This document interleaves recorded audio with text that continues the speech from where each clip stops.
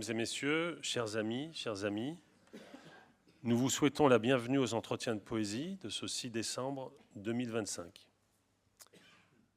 Nous vous remercions de votre fidélité et remercions de tout cœur la Maison de la Poésie, Olivier Chaudençon et son équipe, Béatrice Loger et Armel Stépien, et un remerciement spécial aujourd'hui à la technique pour Lénie et Iris. Le poème, écrivait De Guy dans le résumé des propositions des livres précédents, résumé qui ouvre ce livre au si beau titre « Aux heures d'affluence », qui date de 1993, le poème, synoptique au présent de son indicatif, rassemble des choses, ou en disjoint, dans le « à la fois » de son « il y a », comme si son sujet, son jeu, qu'il soit lyriquement shifté ou non, était un relateur dans un moment de survol, très ailleurs, très près, au pseudo-présent, construit, d'une vision ou conception, si je prends conception, ajoutait-il, par son capéré étymologique avec son cum rassembleur et pour son sens procréatif, génération possible d'une pensée grâce à un rassemblement érotique du sujet de la proposition et du prédicat, par la copulation du jugement dans l'acte de juger. Lui, le relateur, ce narrateur, conduit un orchestre de monde à ce moment-là qui n'existe pas si on veut, mais c'est comme s'il le faisait jouer. Dans la prose hérissée de savoir de Michel de Guy, vous avez entendu l'injonction faite au poème de concevoir, de tout prendre, de tout tenir, de tout rassembler, à la manière d'Orphée qui perd pour saisir, ou plutôt peut-être à la manière d'Eurydice qui saisit pour perdre. Saisir, être saisi, car tout se tient de ce qui nous file entre les doigts. Ou encore, quand tout lâche, il faut tenir à tout. C'est ainsi que le poème conduit son orchestre de monde, et ce qui est vrai du poème, et ce qui est vrai du livre de poésie, n'est-ce pas donc plus vrai encore d'une revue, et plus vrai encore pour nous de la revue Poésie qui met la jonction et la disjonction en son sein. La revue reçoit et accueille. Elle est reçue et accueillie selon la belle amphibologie du mot « hôte ». Elle est l'hôte de la circonstance. La circonstance la tient, la contient, et la décontenance. On ne joue pas avec le présent. Notre présent est fait de 1000 présents, coexistence, simultanéités incommensurables, et la poésie, comme la poétique, doivent choisir de ne pas les ignorer en accueillant le charroi bruyant des temps de l'époque. Alors que nous nous préparions à rendre hommage à Jacques Roubaud, à l'occasion de la parution dans la bibliothèque du XXIe siècle des Enfances d'Alexandre, livre de patience ardente et de désir d'histoire, livre de métriciens et de poéticiens, livre de poètes, livre surgi de la mémoire de Roubaud, le poète aimé, mort il y a un an, nous avons été saisis par l'horreur des violences du Soudan. À chaque fois unique, la fin d'un monde. La guerre civile qui ravage le Soudan depuis plusieurs années et de manière plus accrue encore depuis 2 ans a fait plus de 150 000 morts, entraîné le déplacement d'une douzaine de millions de personnes et menace aujourd'hui plus de 25 millions de personnes de famine. Nous nous sentions démunis, nous voulons dire ce désarroi, quand plusieurs d'entre nous ont vu le film d'In Meddeb, Soudan, souviens-toi, qui date de 2024. Dans ce film, la musique, le poème, disent la vitalité de la jeunesse et le désespoir aussi, l'énergie de ce désespoir. Nous avons alors pensé à ce poème de De Guy dans Aux heures d'affluence. Nous nous souvenons d'avoir vécu et comme de moins mortels, nous rions sur la réserve des vivres. La lune en rond parfait comble la préhistoire. L'océan se soulève plus haut que l'horizon. En 3 mâts, repasse le fantôme du Golgotha. Nous voulions parler du Soudan, sans autorité, sans privilège, sans surplomb, au ras des œuvres et des élans qui résistent au trop de la mort, puisque la mort est de trop. Claude Mouchard, l'ami, le poète, avait vécu avec un ami soudanais chez lui à Orléans, et après la mort de ce dernier, il avait été à Khartoum sur ses traces. La rencontre du film d'In Meddeb, de l'histoire personnelle de Claude, et de la publication dans le numéro 194 de la revue, le numéro Afrique 2, de poèmes du poète soudanais Al-Sadiq Al-Radi, suffirent à nous convaincre que nous pouvions faire coexister dans leur incommensurabilité ces horreurs du présent et la célébration de Jacques Roubaud. Claude n'étant pas là, il vous prie de l'en excuser, nous nous réduirons, Tiffaine, Samoyo et moi-même, à ce qu'on peut appeler un programme court. Tiffaine présentera le film d'In Meddeb, Soudan, souviens-toi, et lira quelques extraits que Claude nous a transmis. Et moi, je lirai des poèmes d'Al-Sadiq, et alors, place sera faite à Jacques Roubaud.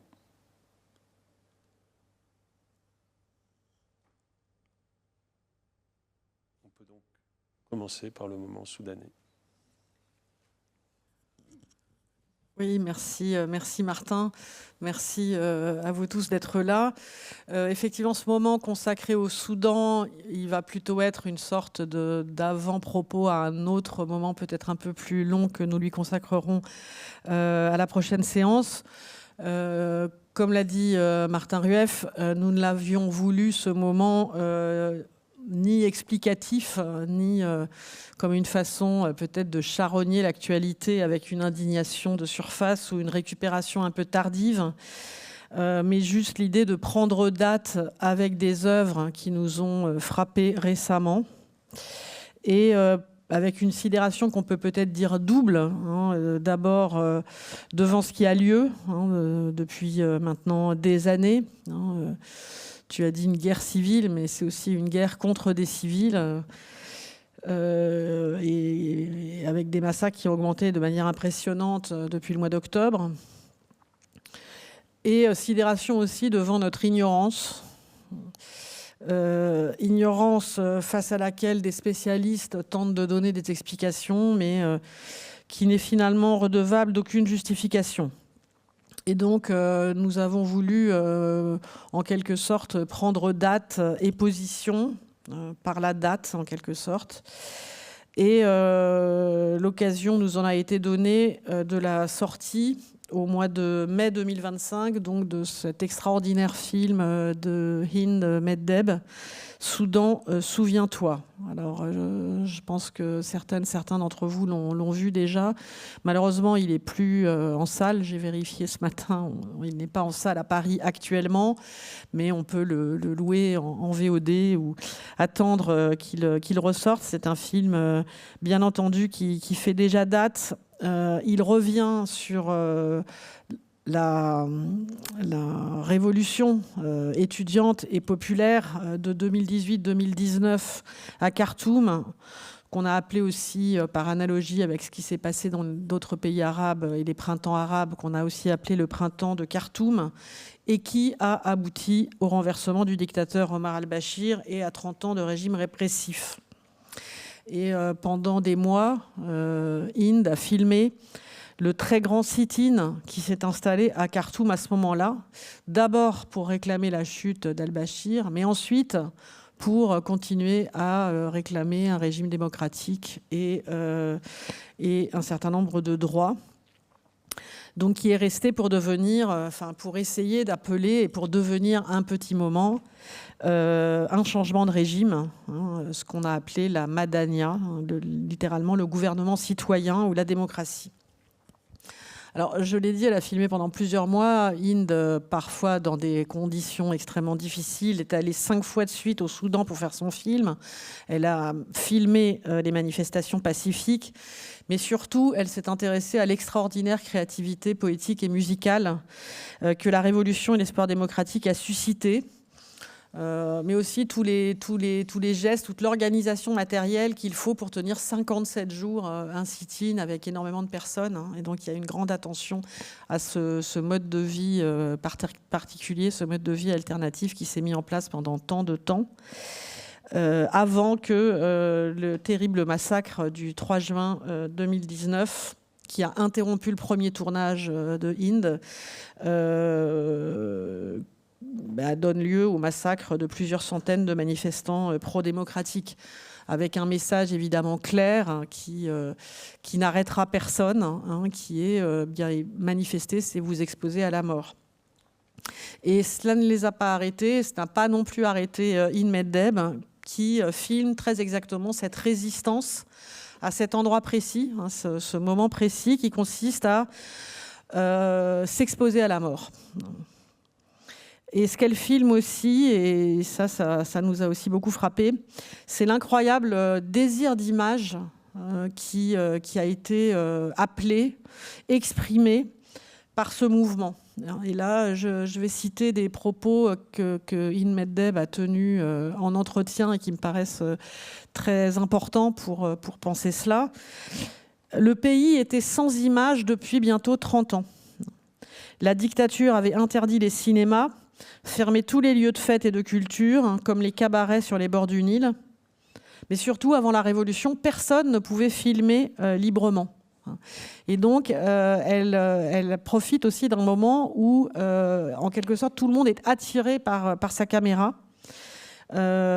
pour s'adresser précisément à un monde avec qui ces personnes n'avaient plus communiqué depuis 1989. Et vous allez le voir parce qu'elle a eu la générosité de nous confier un petit extrait. Donc, on voulait en parler même plus longuement en montrant plusieurs extraits. Mais on le fera peut-être en compagnie de Claude, qui est le seul parmi nous au comité de la revue de connaître le Soudan vraiment, d'y être allé. Donc, elle filme aussi cette place très importante accordée au chant et à la poésie. Alors, vous allez me dire, c'est le cas de toutes les révolutions, effectivement, la productivité poétique sous forme de slogans, de poèmes, de chants, c'est quelque chose que l'on retrouve, que l'on a évidemment aussi vu à l'œuvre dans les printemps arabes et dans un certain nombre de révolutions. Mais là, ce qui est particulier, c'est qu'on a aussi des poètes, et elle les filme, et elle essaye de filmer, de faire entendre cette parole.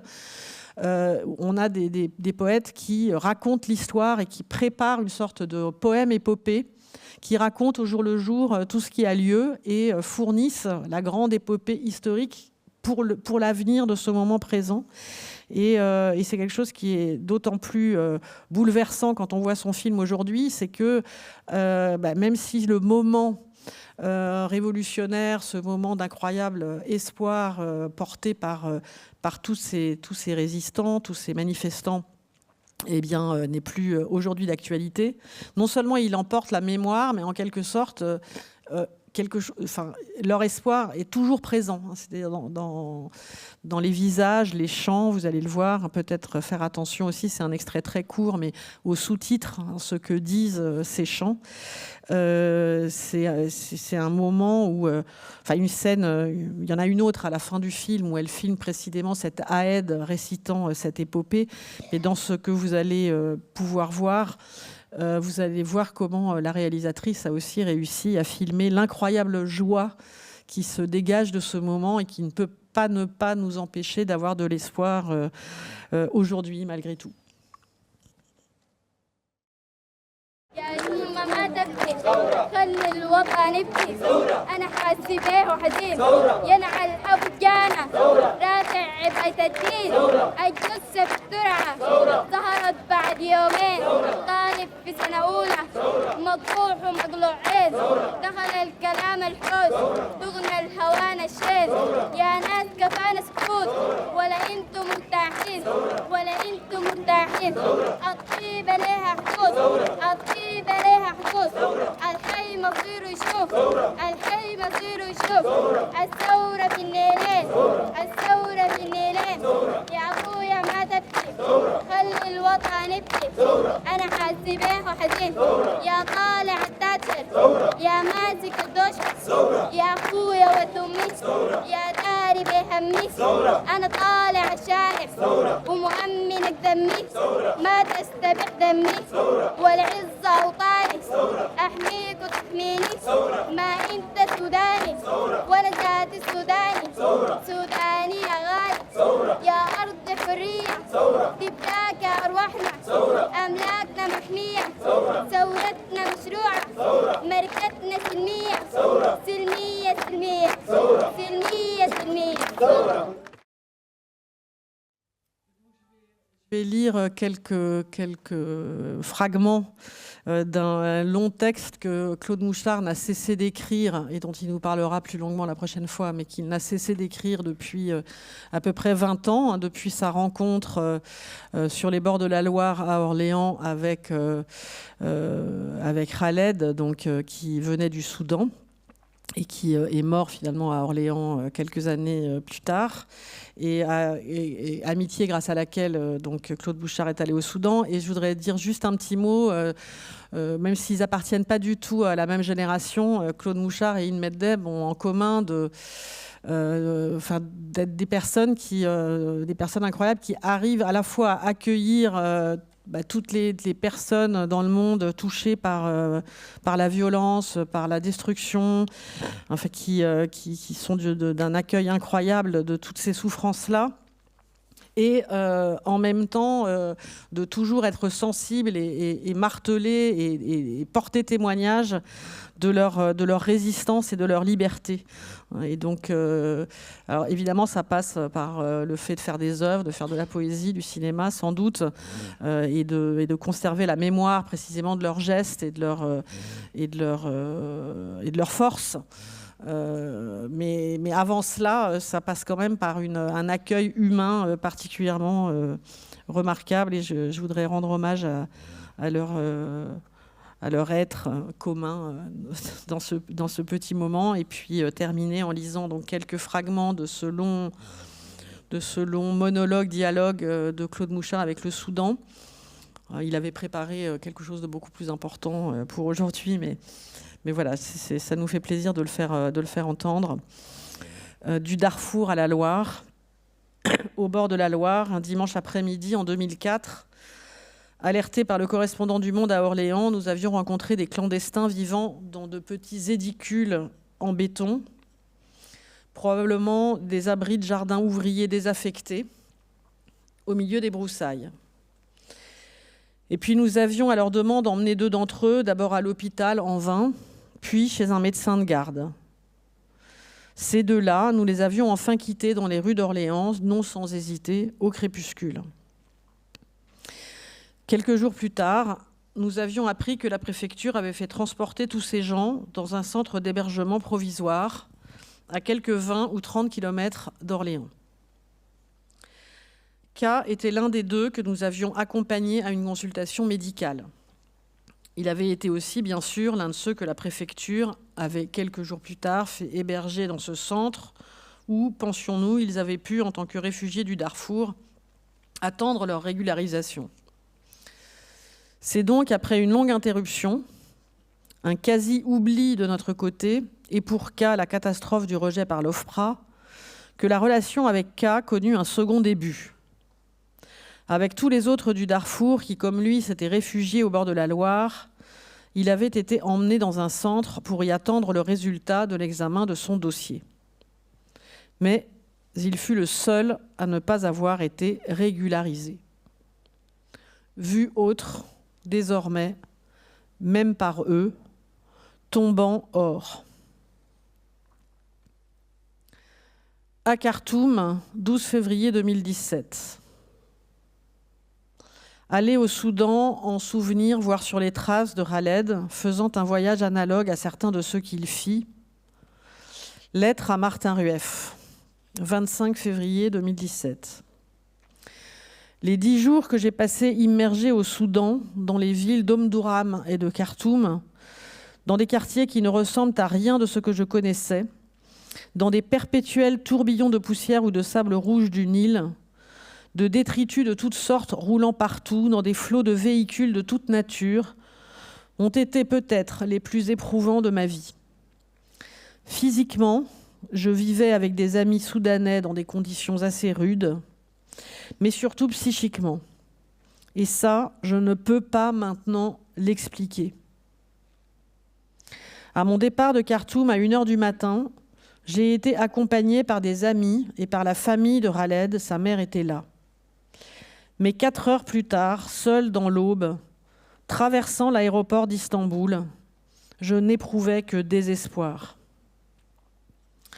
Tout ce que là-bas, en particulier en présence de la mère de Khaled, une très vieille femme au visage ravagé et scarifié, que j'ai prise dans mes bras et à qui j'ai raconté les dernières heures de son fils, dont je voulais qu'elle sache qu'elles avaient été heureuses et douces. Tout ce que j'ai perçu ou cru capter, tout ce que j'ai soudain deviné, mais seulement pour mieux sentir que ça m'échappait, tout va et doit continuer à mener en moi un travail de sape féroce. Image d'Omdurman. Débris partout, rien n'est en ordre. La dégradation de toute chose faite.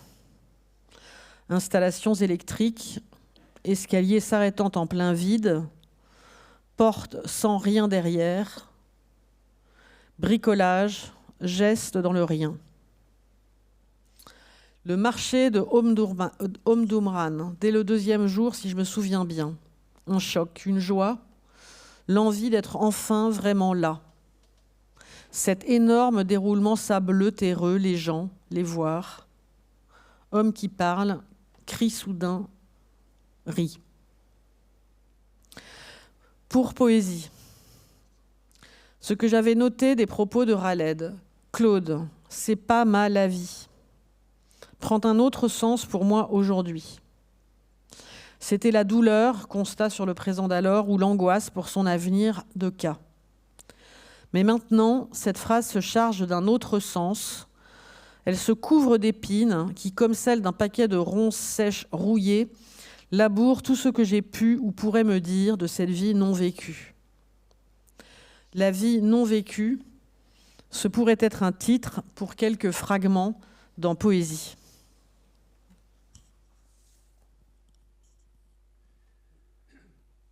Merci beaucoup, Tiffaine, d'avoir donné voix au texte de Claude. Et maintenant, donc, comme nous l'avions annoncé, je vais lire quelques poèmes de Al-Sadiq Al-Radi, qui est donc un poète soudanais qui est né en 1969 et qui a grandi à Omdurman. Il est l'auteur de plusieurs recueils et donc nous avions publié dans le volume Afrique 2 quelques-uns, une dizaine de pages de poèmes de Al-Sadiq Al-Radi. Et je suis ému de constater, je n'en avais pas pris conscience en préparant la séance, que juste après les poèmes d'Al-Radi, il y a un texte de Abdelawahid Deb. Donc la revue travaille et travaille en nous aussi. Donc juste trois poèmes. L'un qui vient d'une section qui s'intitule « Poème du Nil » et dont le titre est « Versé ». Les murs escaladent le lierre et Khartoum, debout, sur un pied, chante. Le Nil s'endormira-t-il jamais? Nous étions deux amants qui balancions des enfants. Quel est mon nom? Je t'appelle présence de la terre approche. Et quel est le goût des pleurs? Puis, nous nous séparâmes. D'une section intitulée Doigts tressant le monde, un poème intitulé Orphelin. Parce que je suis seul ici, hors de tout, je n'ai pas de secret. Depuis octobre brûlé, il fallait que je cherche la lune, que je sois face à une femme dans des champs lointains, nudité face à nudité, que je cherche un pays se protégeant d'un hiver d'absence dans la lumière de ses doigts, grâce au lait sacré de son corps pour protéger Avril de son sang dans mon sang. Il me fallait dire adieu et bienvenue au trône du ciel éclairé et que par l'oubli, une plaie éclate contre cet univers. Et puis d'une section qui s'intitule « En compagnie de Michel-Ange », un poème en 5 moments, qui ne sont pas tout à fait des strophes, mais plutôt des sections. En compagnie de Michel-Ange. 1. Les rois qui sont partis, ils ont laissé une trace qui s'appelle leur oubli. Par exemple, Alice, ou bien Couche, etc. Ils ont laissé des couronnes contemplant le bizarre, des restes de squelettes, des têtes de poissons, d'imprononçables noms, des bâtons de colle, des commandements et des louanges gravées dans la pierre. Toutefois, je t'ai laissé, toi que j'illumine là où ton trône t'emporte, sans frais dans des veines mortelles, et il est difficile de t'oublier. 2. Dans l'antique Rome, aux portes de la Rome antique, tu m'accompagnes en te fixant sur la rigueur d'une précision infinie, imaginant un fil en sa fine ouverture, imaginant le tracé et la courbe. Tu m'accompagnes dans l'amitié de la pierre, main dans la main, doigts entrelacés, puis, à l'entrée d'un bar, on entrechoque les verres, tu poses le point suivant sur la page d'un visage qui contemple son histoire. 3. Qui de nous est la clé? Ta porte ou la mienne? 4. Le silence se réjouit, la vie se réjouit, la création se réjouit, la parole des images se réjouit. Quand sa chaise est vide, quand s'éclipse celui qui porte un manteau, quand on entend le souffle d'une obscurité ténue, étreinte, mythologie des présents. 5.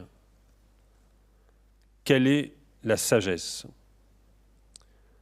Voilà donc ces poèmes de Al-Sadiq Al-Radi qui étaient traduits donc de l'arabe du Soudan par Ahmed Bouissan et Claude Mouchard.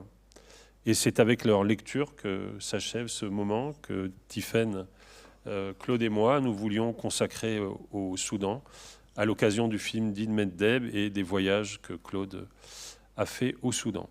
Et donc maintenant, et sans essayer de masquer la complexité de la transition, on va se consacrer à l'œuvre merveilleuse d'un poète proche de la revue. Il a été longtemps au comité, hein, Jacques Roubaud, pour les enfances d'Alexandre.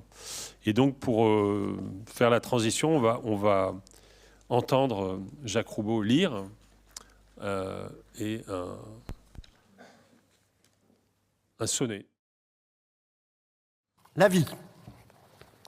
0, 0, 0, 0, 0, 0, 0, 0, 0, 1.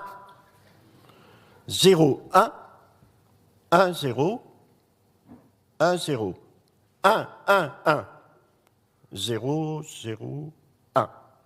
1, 0, 1, 0, 1, 1, 1, 0, 1, 0, 0, 1. 1, 1, 0, 0, 1, 1, 0, 0, 1, 1, 0, 1. 0, 0, 1, 0, 1, 0, 0, 1, 0, 1. 0, 1, 0, 1, 0, 1, 0, 1, 1, 0, 0, 1, 0, 1, 0, 1, 1, 1, 1, 0, 0, 1, 0, 0, 1, 0, 1, 0, 1, 0, 1, 0, 0, 1, 0, 1. 0, 1, 0, 1, 0, 1, 0, 0, 1, 0, 1, 1. 0, 1, 0, 1, 0, 1, 0, 1, 0, 1, 1, 1. 0, 0, 1, 0, 0, 1, 0, 1, 0, 1, 0, 1. 0, 0, 0, 1. 0, 1. 0, 0, 1, 0, 0, 0. 0, 0, 0, 0, 0, 1, 1, 0, 0, 0, 0, 1, 0, 1, 0, 0, 0, 0, 0, 1, 0, 0, 0, 0, 0.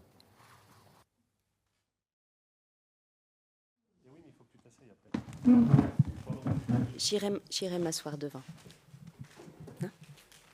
Oui. Hier soir, la Maison de la Poésie a accueilli une soirée célébrant Roubaud poète pour son anniversaire. Et aujourd'hui, nous voudrions célébrer Roubaud penseur du vers à l'occasion de la parution des Enfances d'Alexandre aux éditions du Seuil.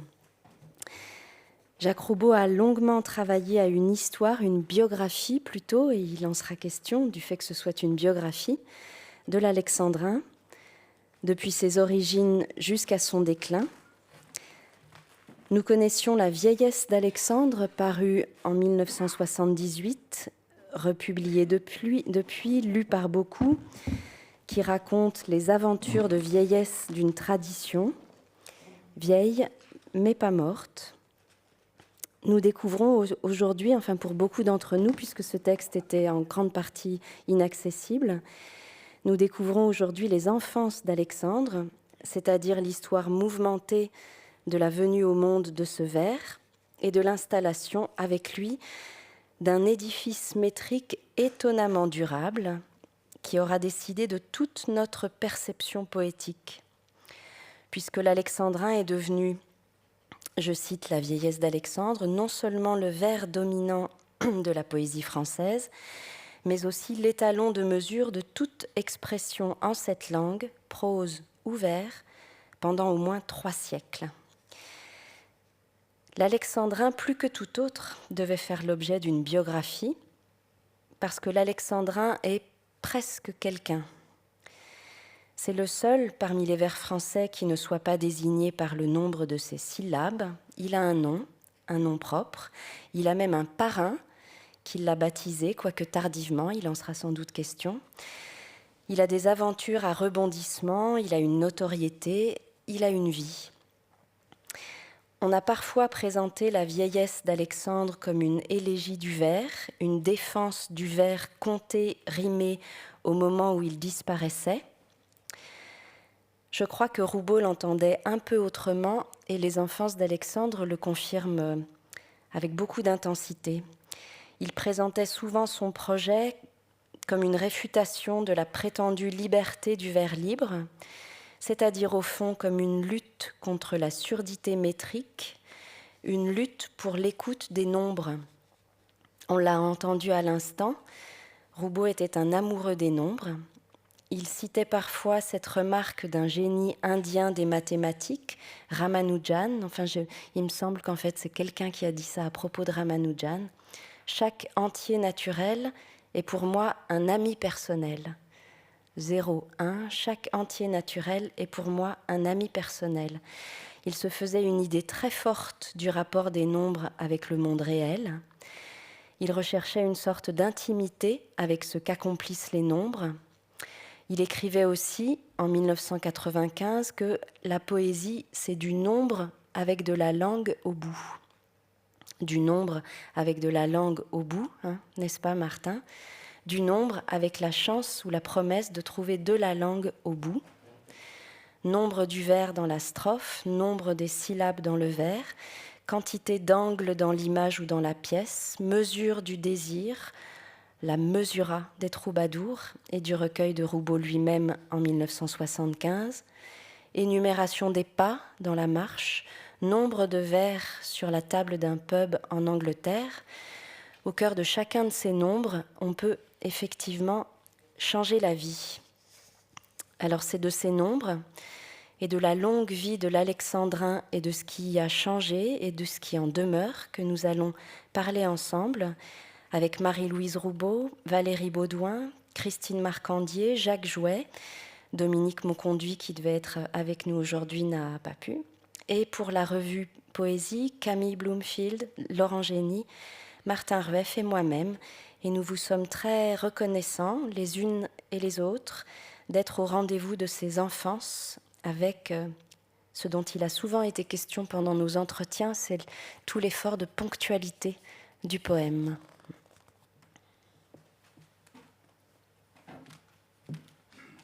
Merci beaucoup Marielle. Je vais donc poser quelques questions à Marie-Louise Roubaud, Marie-Louise Chapelle-Roubaud, Valérie Baudouin, Christine Marcandier, et on va partir de là pour introduire un petit peu le projet, qui donc, on le voit d'emblée, a une dimension collective. 3 personnes ici sont là pour le présenter. Mais on va essayer de voir aussi un petit peu quel a été le rôle de chacune d'entre vous dans ce projet. Peut-être pour commencer, une question peut-être pour Marie-Louise sur l'histoire de ce texte et voilà, entre le moment où il est paru dans les cahiers de poétique comparée et aujourd'hui, qu'est-ce qui s'est passé en fait ? Comment on en est arrivé à ce projet ? Et voilà, qu'est-ce qui a déclenché en fait ce livre, enfin d'aboutir à ce livre ? Donc moi, j'interviens, là on m'entend, j'interviens en tant qu'ayant droit littéraire de Jacques Roubaud. Je ne suis pas du tout spécialiste de son œuvre, donc voilà, je tiens à le dire. Et je n'avais jamais lu le texte dont il est question. Je savais à peine qu'il était totalement indisponible. J'ai vérifié hier, effectivement, il est en 2025 encore très difficile de le lire en tant que sous cette forme-là. Et c'est Valérie Baudouin qui, alors que Jacques était encore vivant mais pas très en forme, et que j'avais dit à Valérie que après la mort de Jacques, il était question que je sois l'ayant droit littéraire et que je consulte et Valérie Baudouin de l'Oulipo et Jean-François Puf. Donc j'avais dit à Valérie quel serait son rôle après la mort de Jacques. Elle m'a proposé de rendre accessible ce texte sur les enfants Alexandre. Donc j'ai regardé dans la bibliothèque, enfin j'en ai parlé à Jacques Roubaud, j'ai regardé dans la bibliothèque, j'ai lu, et puis Jacques était plutôt enthousiaste, donc on a commencé le travail. Oui, mais si je comprends bien, l'état du texte tel que tu l'as découvert au départ était une version manuscrite. Alors non, c'était pas une version manuscrite, c'était ça, cahier de poétique comparée, volume 3, fascicule 2. Donc je n'en ai qu'un exemplaire chez moi. Je ne sais pas combien il en a été tiré d'exemplaires et ce n'est pas trouvable. C'est-à-dire que ce qui a été publié par Christine Marcandier, c'est quasiment inédit. Donc moi, j'ai ça. Je n'ai aucune version à l'époque, je n'ai aucune version sur l'ordinateur de Jacques Roubaud, ordinateur que je ne consulte pas. Jacques Roubaud est vivant, il utilise son ordinateur, je ne vais pas fouiller dans l'ordinateur pour voir ce qu'il y a dans cet ordinateur. Donc en fait, j'en parle à Jean-Didier Wagner qui me dit il faut faire une ossérisation et il faut ensuite corriger l'ossérisation. Donc j'ai dit ok, allons-y. Donc Jean-Didier Wagner s'occupe des détails techniques, m'explique comment il faut corriger le texte. J'ai donc l'original qui est quand même très très mal édité, faut bien le dire. Et je corrige comme je peux. Je me rends compte qu'il y a beaucoup de références à des manuscrits qui sont accessibles à la BNF, qui n'étaient pas à l'époque, qui sont accessibles par ordinateur, par Internet à la BNF, mais qui n'étaient pas à l'époque de Jacques. Donc Jacques était allé voir à la BNF les manuscrits, mais des fois il y a 2 manuscrits, lequel est-il allé voir ? Des fois il y a des manuscrits à la British Library. Est-ce qu'il est allé voir un manuscrit à la British Library ? Et donc avec Valérie, on décide que on ne va pas aller vérifier les originaux qu'il cite.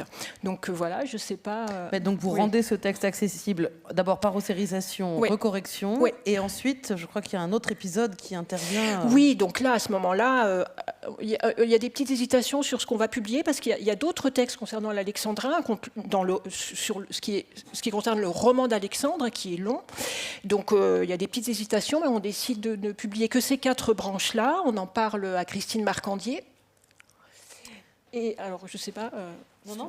c'est par rapport à ce cahier où tu décides... Alors, il y a 2 éléments. Il y a d'une part que quand je travaille sur le texte ossérisé, alors non, c'est beaucoup plus tard. Après la mort de Jacques, je me retrouve avec beaucoup d'archives et je consulte les cahiers de travail de Jacques qui se présentent comme ça. Il y en a une 50aine qui se présentent comme ça, écrit tout petit, il y a de la couleur. qui commence assez tôt, je ne sais plus le premier, peut-être de 69, 70. En tout cas, je l'ai conçu, je les ouvre, je les referme. Et puis alors qu'on est en train de travailler sur ce texte, pardon, je suis très bavarde, j'ouvre une page au hasard et je tombe sur la page qui va servir à faire le bandeau qu'il y a du livre, où en fait Jacques explique ce que c'est que ce roman d'Alexandre, ce qu'il va faire. Ce qu'il va faire avec les chapitres, 12 chapitres, tout est expliqué. Alors, ce cahier, je vous explique, il date du 9/3/1974. Moi, je ne suis pas née, peut-être pas vous. En numéro 1, il y a marqué ce qu'il y aura, notes, données, lecture sur la métrique. En numéro 2, maître et rythme de l'alexandrin ordinaire, qui va faire... il y aura un article dans une revue qui s'appelle Langue française, et il travaille sur l'alexandrin, tous azimuts. Donc il y a des notes sur Tzara, il y a des notes sur De Guy, il y a des notes sur Anne-Marie Albiac, il y a des notes sur... il y a des notes tous azimuts. Et donc, en fait, dans ce cahier, il y a déjà aussi la vieillesse d'Alexandre. C'était ça que je voulais dire. C'est qu'il y a des chantiers comme ça qui sont ouverts. Alors, il y a ce cahier-là qui est découvert. Et puis, après la mort de Jacques, j'ouvre l'ordinateur, je fais une recherche... je ne sais pas, peut-être que je fais la recherche Cléopâtre captive, je ne sais pas. Je fais ce genre de recherche un peu significative. Et je me rends compte qu'en fait, il y a eu une osserisation, très bien, j'ai corrigé, beaucoup d'heures de travail, très très bien, parfait, sauf que Jacques avait déjà tout recopié, son texte, sur l'ordinateur. Donc tout le travail que j'ai fait ne sert à rien. En fait, tout le travail que j'ai fait est très utile, parce que c'est comme un travail de typographie. Je suis obligée de voir lettre à lettre ce qui se passe, et si je ne l'avais pas fait, j'aurais simplement survolé le texte que j'aurais lu sur l'ordinateur. Voilà. Donc c'est quand même très utile, surtout pour un texte comme ça technique. Et je vais juste vous dire que, encore deux choses, qu'en fait, il y a toute la question dont vous allez entendre parler du travail collectif. Moi, je ne me suis pas du tout intéressée, là je ne vais pas du tout en parler à ça. En revanche, je me suis intéressée au fait que Jacques, s'il le met dans son ordinateur, c'est qu'il va le mettre dans son projet d'ensemble, le Grand Incendie de Londres, et je le trouve à deux endroits. Donc, il faut quand même que je vous explique que l'ordinateur de Jacques, c'est un fouillis monumental. C'est-à-dire qu'il y a des textes partout qui sont copiés, collés dans des endroits improbables. Il est très difficile de circuler dans cet ordinateur, mais je trouve deux occurrences. Une occurrence dans un document qui s'appelle VAR Cap 10 LGA-W. W signifie travail en cours. Il a marqué comme titre VAR, c'est Warburg, Cap 10, chapitre 10. Or, quand j'ouvre le document, il s'agit du chapitre 9. Donc, il s'agit du chapitre 9 de la version longue de la bibliothèque de Warburg. La bibliothèque de Warburg a été éditée, si j'ai noté la date, a été éditée en 2002. Vous avez lu sans doute la bibliothèque de Warburg. C'est une version mixte. Il y a une version longue. Je me demande s'il n'y a pas une version très longue. Donc, il place le roman d'Alexandre dans le chapitre 9 de la bibliothèque de Warburg, version très longue. Donc ça, il le fait en 2005. En 2011, il replace le même document, le roman d'Alexandre, avec des petites notes concernant le texte original. Donc, il a fallu en tenir compte dans la nouvelle publication. Et il le place... Bon, c'est des détails, mais c'est pour vous dire que ça fait partie du Grand Incendie de Londres, dans un document qui s'appelle DEC, qui s'appelle Magma DEC, et DEC, c'est le titre de la version longue de la bibliothèque de Warburg, et ce titre, c'est La déclinaison.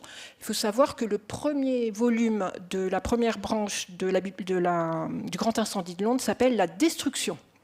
Donc là, c'est une branche que vous ne connaissez pas, qui s'appelle La déclinaison, dans lequel il y a ce texte-là, Les enfances d'Alexandre. Je vais juste finir là-dessus. Il place dans un autre document ce chapitre dans un livre qu'il appelle Livre 3, et le titre de ce livre, c'est Polyvanov. Donc effectivement, il le place dans un travail collectif. Voilà. J'ai dit beaucoup de choses. Merci. Non, mais ça donne une idée de la complexité du projet et de l'ancienneté du projet qui a visiblement été travaillé au long cours. Oui. Donc là, on est rentré un petit peu dans les détails de vraiment comment on met ce texte en forme. J'aimerais demander peut-être à Christine Marcandier si on peut avoir un petit peu plus d'informations sur comment justement ce texte s'intègre et dans la collection La librairie du XXIe siècle et de manière générale, comment on fait passer au public un texte aussi foisonnant, érudit. Voilà, il y a eu tout un travail éditorial qui a été fait pour rendre ça possible. Oui, alors pour ce qui est de s'intégrer dans la librairie du XXIe siècle, il y avait une forme d'évidence, au sens où Maurice Hollander avait publié, donc qui a créé la librairie du XXIe siècle en 1989 et qu'il a dirigée jusqu'en 2022. Il y avait une évidence puisqu'il avait publié Poétique Remarque en 2016 et peut-être Ou la nuit de dimanche en 2018, qui est le moment à la fois, fin 2017, où j'ai rencontré et Maurice Hollander, et Jacques Roubaud, et Marie-Louise Chapelle. Et donc, du côté éditorial, il y avait une forme d'évidence. Jacques Roubaud est un auteur qui a beaucoup publié au Seuil. La Destruction, d'ailleurs, vous pouvez le trouver dans la grande republication de l'ensemble des branches du Grand Incendie de Londres chez Fiction et Compagnie en 2009. Il y a La Destruction au départ. Voilà, donc c'était cette évidence de publier Jacques Roubaud, c'était une forme de confiance aussi, enfin, et un cadeau de la part de Marie-Louise. Et pour ce qui est du travail éditorial, je dois dire que globalement, c'est Valérie qui a beaucoup travaillé et qui pourra nous en parler. Moi, je n'ai fait que des relectures, voilà, un travail éditorial qui se fait sur tout livre. La grande spécialiste du vers et de tout ce qu'il y a dans ce texte, c'est évidemment Valérie. Et puis, il y a eu ce travail entre nous trois, quand même, peut-être je peux le dire, pour être à la fois dans une fidélité absolue aux différentes versions de ce texte, différentes versions, donc la publication en revue, puis le cahier que Marie-Louise a retrouvé comme là aussi une forme de surgissement de Jacques au milieu du travail. Et puis la version de l'ordinateur. Et donc pour nous, il y avait cette question d'une fidélité totale, tout en effet, essayant de donner les références, de faciliter en fait l'accès pour un public le plus large possible à l'œuvre d'un immense écrivain. Et ça a été un travail à la fois magnifique et évidemment très émouvant, puisqu'au centre de ce projet, il y a eu la mort de Jacques. Et donc, ça a été un moment, je pense, pour nous trois, et à des degrés évidemment divers. Enfin, pour Marie-Louise, c'était bien pire, mais très beau et très fort. Voilà. Et il y a une grandeur dans ce livre qui est celle-là aussi d'une transmission pour nous trois. Merci beaucoup.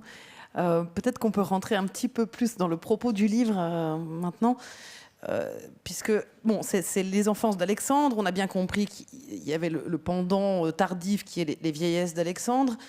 De manière un peu générale, Valérie, est-ce que tu pourrais nous dire un mot sur comment dire ça, sur le rôle des enfances d'Alexandre dans l'histoire plus globale du vers français, et notamment par rapport au lien avec les deux autres vers à l'histoire nouée, un trait qui est sur l'octosyllabe et le décasyllabe, puisque Jacques Roubaud explique que ça va ensemble et qu'on ne peut pas les dissocier complètement. Voilà, même si pour des gens, par exemple, qui ne s'intéresseraient pas spécifiquement à l'alexandrin, pourquoi c'est intéressant quand même et important quand même ?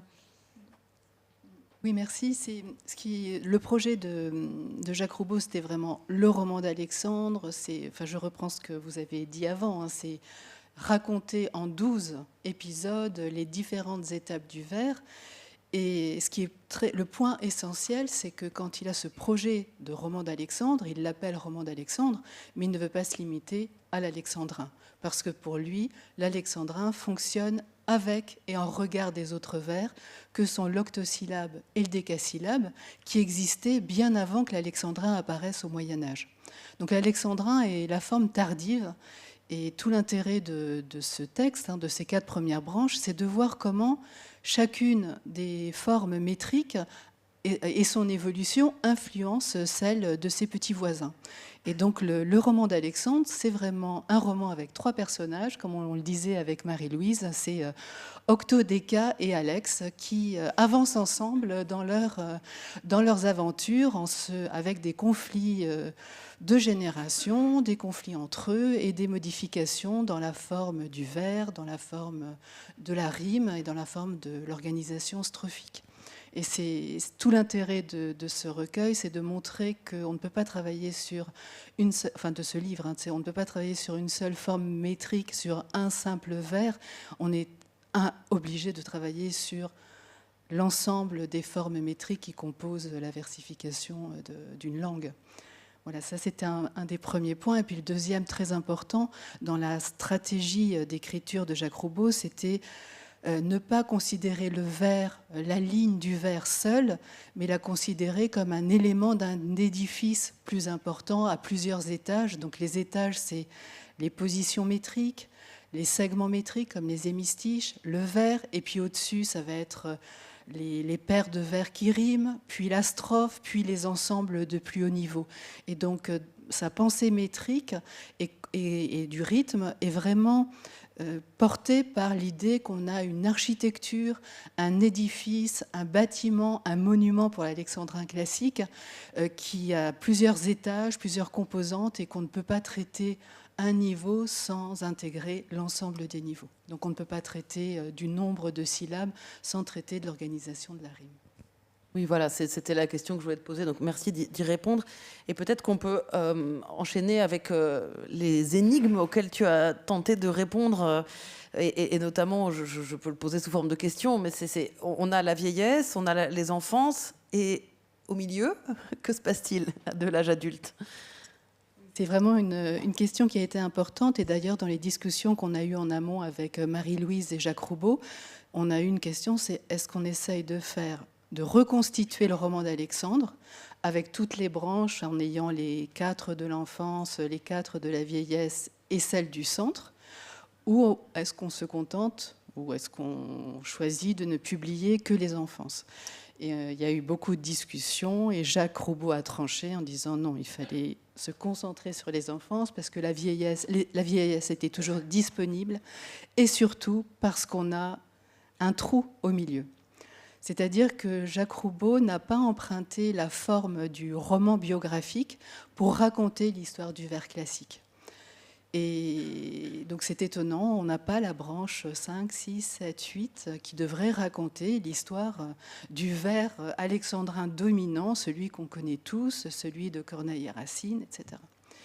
Et en fait, il l'a raconté, mais il l'a raconté autrement et dans un autre contexte.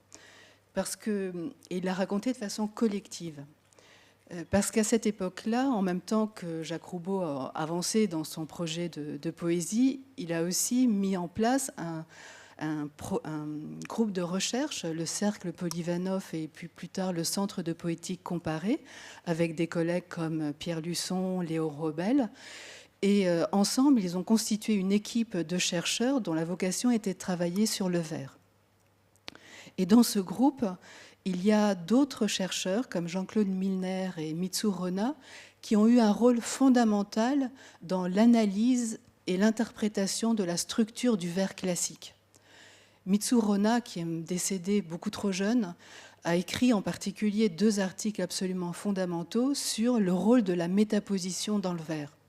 Alors, ça va vous paraître extrêmement abstrait, donc je vais essayer d'être concrète. C'est dans le segment de Phèdre, à sa proie attachée. Vous voyez, attaché, normalement, en français ordinaire, l'ordre, c'est attaché à sa proie. Et il se trouve que dans le vers classique, on a ce mécanisme de métaposition où des segments prépositionnels sont antéposés.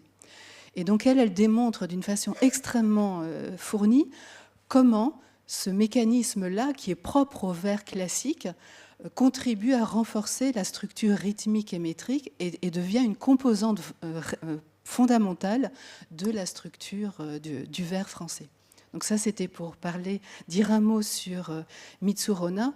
Et Jean-Claude Milner a lui aussi eu un rôle très important parce qu'il a proposé une interprétation de la manière dont les E muets dans le vers sont comptés ou pas comptés, et une interprétation de la manière dont les accents du vers français se positionnent dans le vers, en partant de l'entité de mots phonologiques. Et c'est une intuition qu'il a démontrée et poursuivie dans d'autres travaux.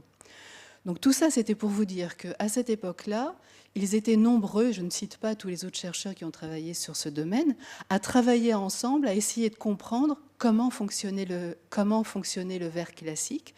Et ils ont publié des articles plutôt de type scientifique, souvent collectif.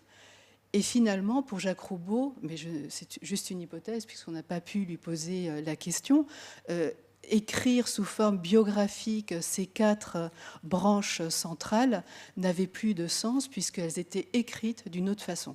Mais nous ne pouvions pas les réécrire à la façon de Roubaud, donc c'est pour ça qu'on a choisi de se concentrer sur les enfances. Tu veux continuer sur la deuxième énigme ou pendant que tu es lancée? Sur la lancée. Donc, le cœur du livre, je ne sais pas si vous avez encore eu le temps de le lire, et enfin, je vous invite vraiment à le faire parce que, comme dans La vieille Alexandre, c'est vraiment une énigme qui porte le récit. Et la grande question, c'est pourquoi on a un alexandrin qui apparaît au Moyen-Âge, qui a une forme épique. Je vais expliquer pour qu'on soit tous, qu'on suive tous de la même façon. Pourquoi ce vers disparaît? Ça, on n'a pas toutes les réponses. Et pourquoi il réapparaît à la Renaissance sous une forme nouvelle, c'est-à-dire sous la forme de l'alexandrin classique qu'on connaît aujourd'hui? Alors peut-être, oui, je veux bien.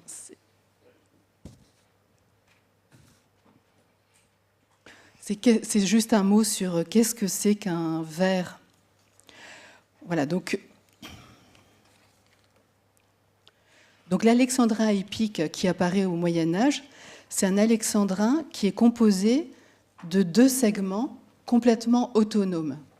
C'est-à-dire, si on reprend ce qu'a lu Jacques Roubaud précédemment, ça serait du 0, 0, 0, 0, 0, 0, 1, 0, 0, 0, 0, 0, 1, systématiquement. Et surtout, ce qui est important, c'est que dans cet alexandrin classique, c'est la partie du bas du graphique, on a 6 syllabes, la 6e est accentuée, et ensuite on a un E muet qui peut ou non être compté. Et c'est la même chose sur le 2e segment métrique. Donc ça, c'est pour retenir la notion de vers épique. Un vers épique, c'est un vers qui est composé de 2 segments complètement indépendants. Ce qui est important, c'est que la dernière position soit accentuée, mais il peut y avoir ou non un E qui suit cette syllabe accentuée. Ensuite, on a le décasyllabe, alors je dis le vers lyrique. Le vers lyrique est très particulier. C'est un vers où la 4e syllabe, qui devrait normalement être accentuée, peut parfois être occupée par un E muet. Donc un E muet, c'est normalement une syllabe très, très atone, qui n'a pas de poids. Et pourtant, voilà, c'est ça la césure lyrique, c'est le fait d'accepter que dans certaines situations, on puisse avoir un E muet en 4e position. Et enfin, la césure classique, le vers classique, c'est un vers où la césure épique est interdite et la césure lyrique est interdite. Donc c'est ça notre vers, le vers qu'on a connu, enfin pas qu'on a connu, le vers de la période classique, pour aller vite, le vers de Racine, c'est un vers qui interdit toujours le vers épique et le vers lyrique. Et donc toute la démonstration de Jacques Roubaud dans cette première partie, c'est d'essayer de démontrer comment petit à petit on est passé du vers épique, qui était l'alexandrin des premiers temps, à ce vers classique, à cet alexandrin classique, qui est très différent du premier. Voilà. Donc pour raconter à grands pas l'aventure, donc on a on a donc ce vers épique qui est beaucoup utilisé pour raconter l'histoire, les récits d'Alexandre le Grand. C'est pour ça qu'il va avoir ce nom d'alexandrin, mais ce nom lui sera donné très tard. Il ne lui sera donné qu'au XVe siècle, alors qu'à cette époque-là, on n'écrit plus en alexandrin. C'est le décasyllabe et l'octosyllabe qui sont sur le devant de la scène. Donc pendant cette période où l'alexandrin est en déclin, le décasyllabe et l'octosyllabe se transforment. Et c'est ça qui est démontré d'une façon très subtile dans le livre, c'est que à cette époque-là, on a une période de créativité extrême au niveau du décasyllabe. J'ai essayé de le mettre en haut. Vous voyez, le décasyllabe, on peut le découper de plein de manières théoriquement. Ça peut être un 4-6, ça peut être un 5-5, comme dans La Mort des amants de Baudelaire, ou ça peut être un 6-4. Ça, c'est pour les 3 versions les plus simples. Et ben, petit à petit, au cours du XVe siècle, la forme 5-5 va disparaître de plus en plus, la forme 6-4 également, et c'est la forme 4-6 qui va devenir dominante. Et ça va être un peu la forme vraiment classique du décasyllabe français. Et en même temps que la structure interne du décasyllabe change, la césure aussi se transforme. Et Jacques Roubaud montre comment, pas à pas, petit à petit, on a un moment où il y a des césures épiques et des césures lyriques, et puis petit à petit, les césures épiques et les césures lyriques sont progressivement supprimées et interdites. Et ces interdictions sont confirmées par des traités qui viennent renforcer la démonstration. Et donc, quand au XVIe siècle, l'alexandrin réapparaît, eh bien, il va hériter des propriétés du décasyllabe qui s'est construite au fur et à mesure. C'est-à-dire que l'alexandrin qui renaît et va reprendre le style de la césure du décasyllabe classique. Et alors, pourquoi il renaît ? L'hypothèse de Roubaud et celle qu'il reprend aussi à Knut Tøsby, c'est de dire que les auteurs, les poètes de la Renaissance se sont mis à retraduire les tragédies classiques. Et en traduisant les tragédies classiques, ils ont aussi essayé de transposer dans la forme qui ressemblait plus aux tragédies classiques, qui pour eux étaient l'alexandrin, les pièces de théâtre. Et donc voilà, on a ce phénomène on se réintéresse à l'Antiquité, on traduit en utilisant le vers alexandrin, mais on reprend ce qui s'est passé dans les transformations du décasyllabe pour les transposer à l'alexandrin. J'espère ne pas vous avoir perdu. Non, mais c'est très ardu comme tâche et tu l'as expliqué de façon assez limpide, donc merci beaucoup.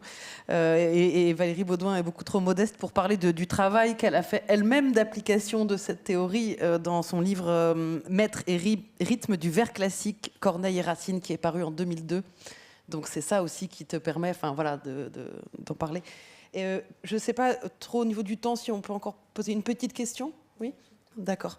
Alors, avant de passer à une proposition de visualisation de cette vaste entreprise des enfants d'Alexandre, j'aurais une question, moi, sur justement les autres projets. Alors là, je ne sais pas d'entre vous 3 qui voudraient répondre. Peut-être possible d'édition. Il y a encore, je crois, beaucoup de choses inédites.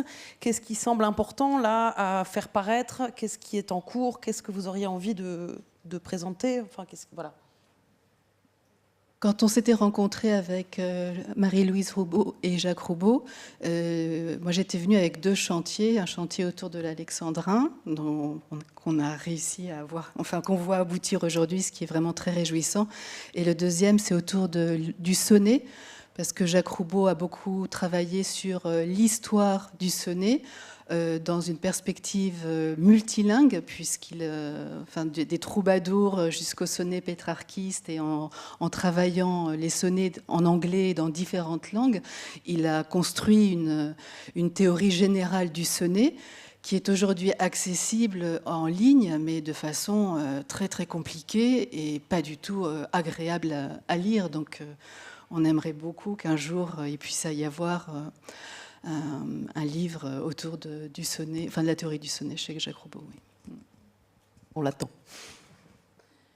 Bien, merci beaucoup. On aurait envie de discuter encore des heures avec vous.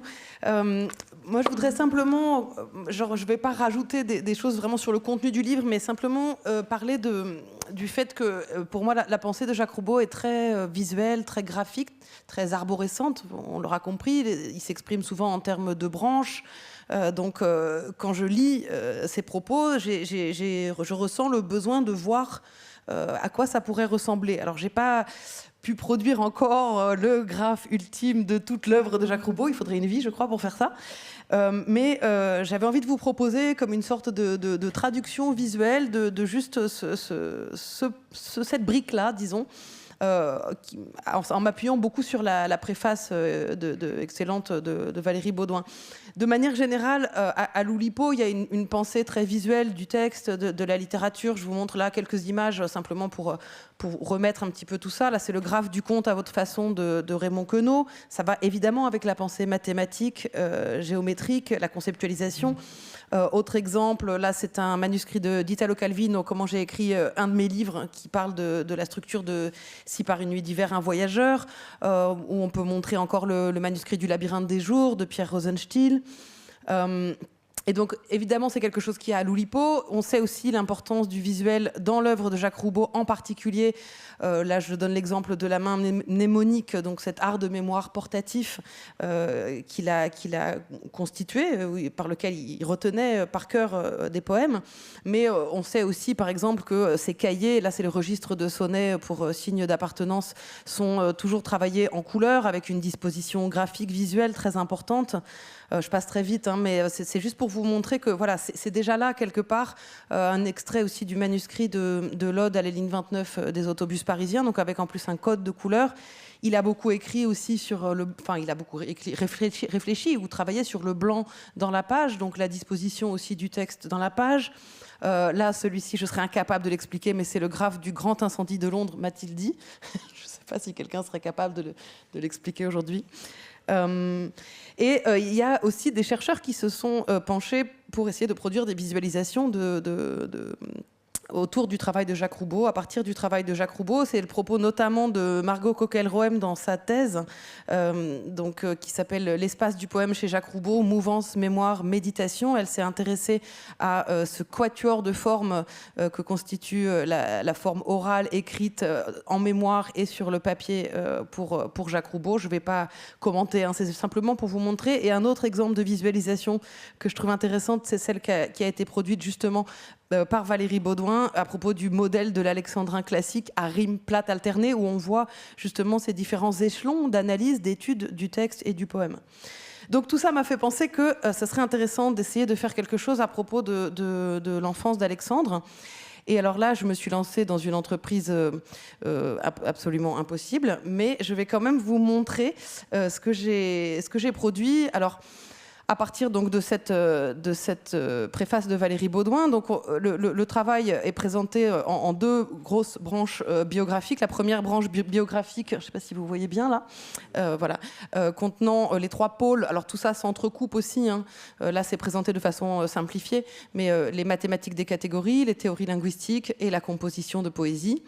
Et dans la deuxième branche biographique, entre 1978 et 1979, vous avez les différents autres pôles dans lesquels s'inscrivent ces trois pôles de recherche sur la poétique avec le Cercle Polyvanov, Change et Action poétique, les deux revues. Et c'est de là que vient en fait le traité de poétique dans lequel s'inscrit le roman d'Alexandre, donc traité de poétique qui travaille sur les notions de mémoire et de rythme. Et alors... Ensuite, le roman d'Alexandre lui-même, donc divisé en trois pôles, les enfances d'Alexandre, dont vous avez compris le livre qui est sorti à la librairie du XXIe siècle, l'âge adulte qui est fait en collaboration avec le Cercle Polyvanov et le Centre de poétique comparée, et la vieillesse d'Alexandre qui est sorti aux éditions Maspero en 1978 et réédité chez Ivrea en 2000. Et voilà, j'ai simplement essayé d'essayer de représenter en me basant sur les titres des chapitres. Hein, donc, c'est quelque chose qu'il faudra développer sans doute. Mais voilà, les enfances d'Alexandre, avec à chaque fois, autant que possible, une une indication, un repère chronologique. Alors j'ai eu évidemment des difficultés parce que selon les textes de Jacques Roubaud, les indications chronologiques varient un peu, certaines choses se recoupent, parfois ce sont des dates très précises. Donc là par exemple pour l'établissement de l'alexandrin moderne, c'est vraiment entre 1515, la concorde des deux langages de Lemaire de Belge, et 1553, la Cléopâtre captive. Donc il considère ça comme le coup d'envoi de l'alexandrin, hein, c'est le chapitre 4 sur l'établissement de l'alexandrin moderne. Et puis d'autres fois c'est beaucoup moins précis, où ça se recoupe. Et donc, en fait, je remercie Valérie de m'avoir dit de laisser tomber la frise chronologique que j'arrivais pas à faire, parce que vraiment, ça, c'était très, très difficile à établir. Voilà. Donc, ce qu'il faudrait faire maintenant, ce que j'aimerais faire, c'est compléter, en fait, cette visualisation. Donc là, si on dézoome, voilà, ça donne ça. Et compléter ça avec quelque chose d'encore plus précis. On rentre encore plus dans le détail, et d'avoir une sorte de représentation, justement, du vers avec ses positions, les différents segments, les accents sur les segments, et voir comment ça évolue justement à chaque branche du roman d'Alexandre. Voilà. Donc s'il y en a que ça intéresse, je peux vous envoyer le lien de cette modeste tentative de visualisation pour une pensée très visuelle. Merci. Je peux juste rajouter quelque chose ? Vas-y. Je voudrais rajouter 2 remarques. D'une part, il faudrait mentionner le travail de Pierre Luçon, parce que sans Pierre Luçon, ce livre n'existerait pas. Enfin, sur la théorie du rythme, ça a été très important pour Jacques. Et que d'autre part, sur le travail éditorial, c'est magnifique. La chose, c'est qu'on n'a pas pu tout mettre sur la couverture. Mais je voulais quand même que vous sachiez que le livre s'appelle « Les enfances d'Alexandre, des origines à la Cléopâtre captive ». Malheureusement, ce n'est pas le titre entier qu'il y a sur la couverture, mais vous pouvez entendre « Les enfances d'Alexandre Alix, des origines à la Cléopâtre captive Cléo », Roubaud, voilà. Donc Jacques ne connaissait pas Alix, bien sûr.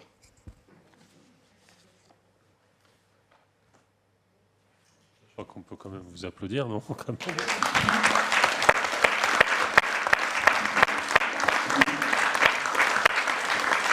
Christine Marcandier, Valérie Baudouin et Marie-Louise Roubaud, merci beaucoup. On va maintenant appeler un compagnon de longue date de Jacques Roubaud, Jacques Jouet. Merci Jacques de nous faire l'amitié d'être là.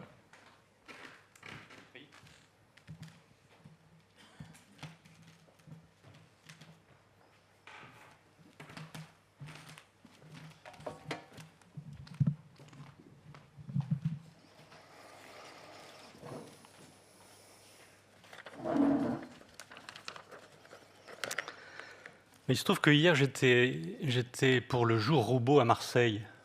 Je vais simplement en dire un mot, puisque vous étiez ici. Donc, le jour Roubaud, maintenant, c'est dans plein d'endroits de France et du monde. Il doit y avoir le 5 décembre quelque chose pour Jacques Roubaud. Et il y avait aussi quelque chose à Clermont-Ferrand, je crois.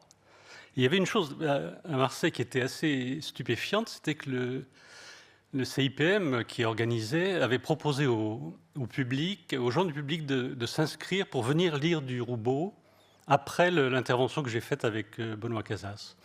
Et il y a eu une bonne quinzaine de personnes qui sont venues lire des choses de Roubaud, de leur propre choix, ce qui donnait un éventail assez large de l'œuvre de Roubaud. C'était assez beau, la situation était très belle. Voilà. Maintenant, c'est à moi, c'est ça ? Alors, je voudrais vous proposer d'abord un poème, parce qu'on n'a pas entendu beaucoup de vers, et finalement, c'est pas mal d'en entendre un peu.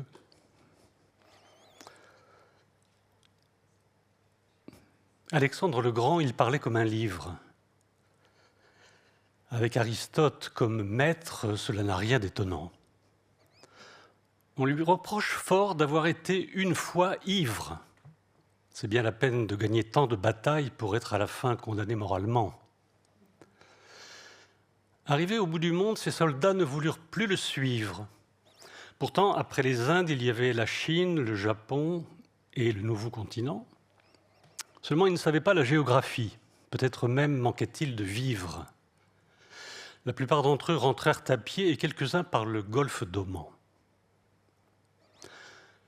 Tout ça ne me dit pas pourquoi l'alexandrin de la langue française est le plus bel écrin.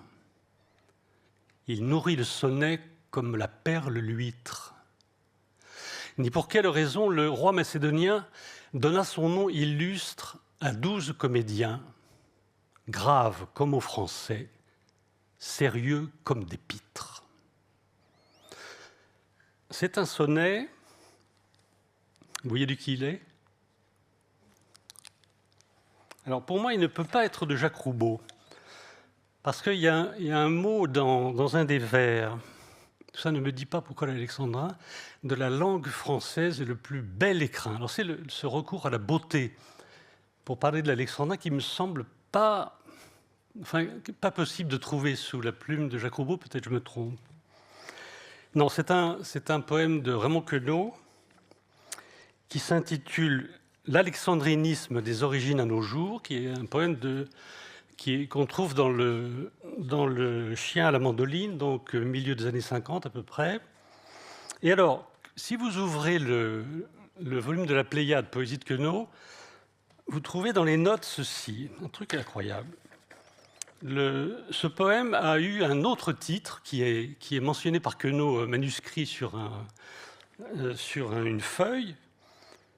Et l'un des titres envisagés par Queneau était « On ne méprise pas l'alexandrin comme ça, sans savoir ».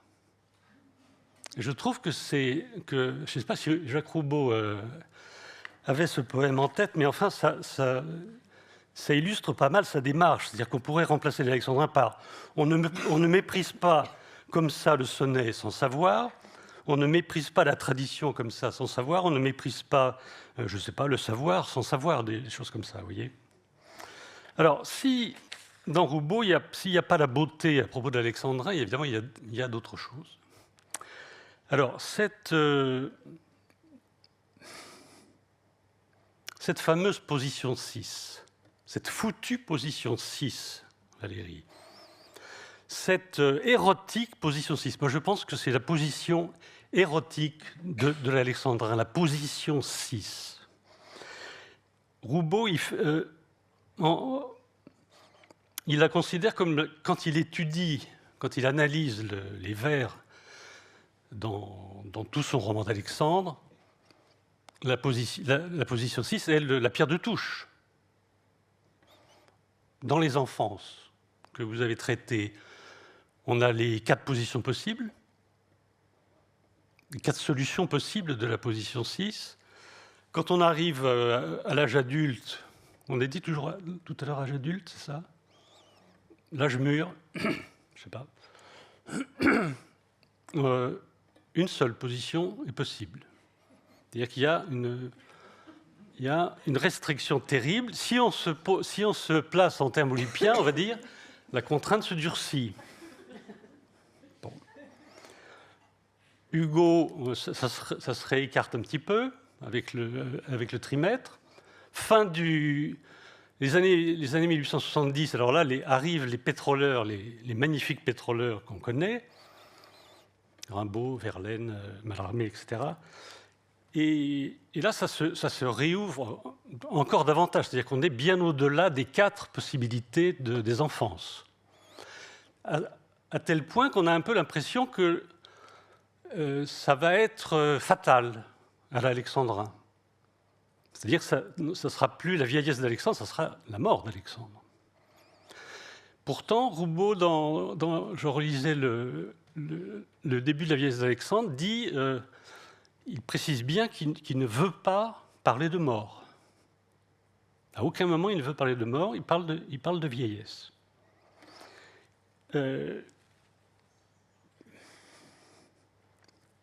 Quand il aborde le XXe siècle, là aussi j'ai relu toute cette partie du XXe siècle, il y a des choses très importantes. D'une part, l'alexandrin se maintient de façon cachée, inconsciente dans le vers libre. Ça, c'est une des grandes découvertes de Roubaud. Il y a des poètes qui continuent l'alexandrin. Bon, là, il en passe énormément en revue, mais en particulier Raymond Roussel, en particulier Queneau, en particulier Denis Roche. Bon.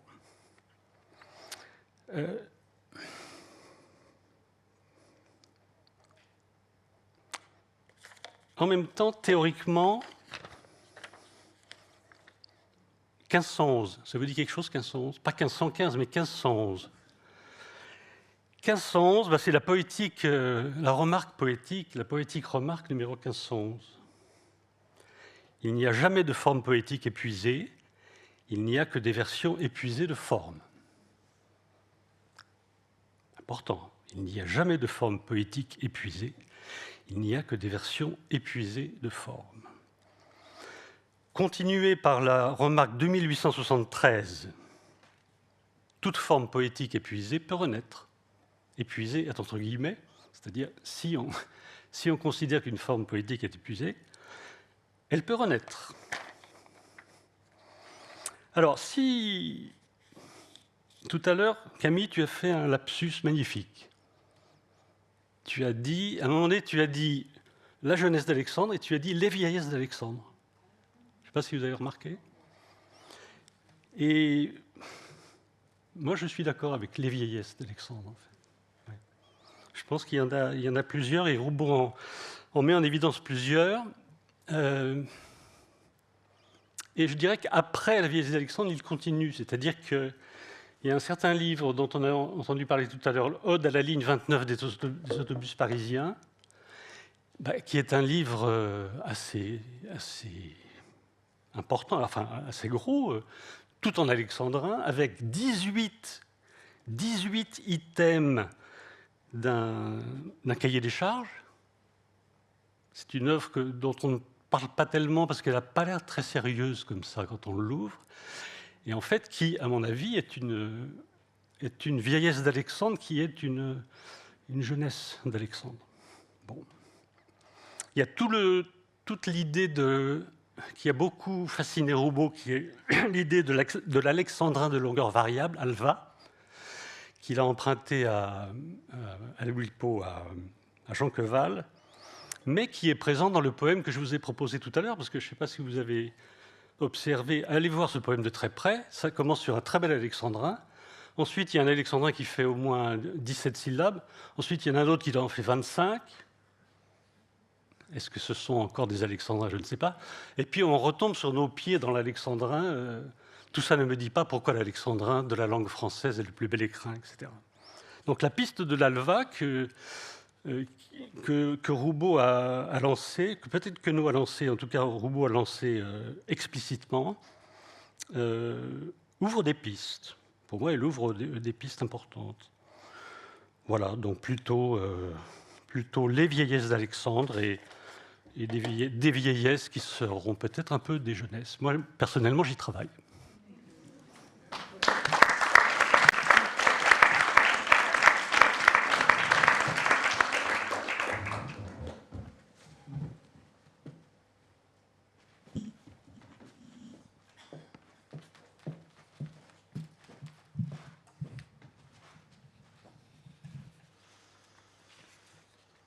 Je vais être très rapide à nouveau, parce que je suis la moins savante de tout notre petit groupe de camarades. Mais je voudrais juste réfléchir rapidement à ce qu'implique le fait d'envisager l'histoire d'une forme, en l'occurrence l'histoire d'un vers, dans les termes de la biographie, du temps d'une vie et de l'aventure forcément surprenante d'une vie. Marie-Louise m'a rappelé combien ces questions de vie, de récit de vie, de biographie, d'autobiographie, traversent toute l'œuvre de Jacques Roubaud. Alors on pense aux Vidas des troubadours, qu'il a traduites en même temps que les poèmes dans l'anthologie bilingue de 1980. Premières occurrences d'une fiction courte, enfance de la nouvelle, si on veut. La présence de ces vies dit une vérité importante de cette poésie-là, qu'elle fonde, et qu'elles ont toujours accompagné, même si on s'est moqué de ces vidas romancées.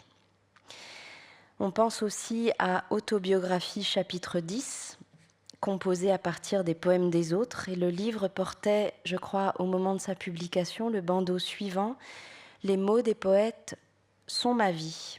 Les mots des poètes sont ma vie. Et puis ce roman d'Alexandre n'est lui-même, comme l'explique Valérie Baudouin dans sa préface aux Enfances, qu'un chapitre d'un projet de poésie qui est en fait, à tous égards, un projet complet de vie.